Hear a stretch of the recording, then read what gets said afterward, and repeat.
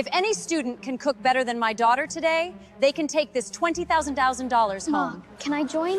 Please, I want to cook too. During Students' Cooking Day at an Atlanta school, a rich woman placed $20,000 on the judge's table and said no student in that hall could cook better than her daughter, but if any student beat her, that student could take every dollar home. The hall became silent because parents, teachers, and students had only come to watch a friendly school cooking contest, but this woman turned it into a public challenge. Her daughter, Madison, stood beside her in a clean white apron, smiling proudly like the prize already belonged to her. When the students who registered for the contest began walking to the cooking tables, a quiet girl at the back slowly joined the line. Her name was Lily, and she was the janitor's daughter. Almost everyone knew she received free lunch because her mother could barely afford food at home. Madison looked at Lily's old shoes and laughed. Then Madison said, You barely bring food to school, so where did you learn how to cook?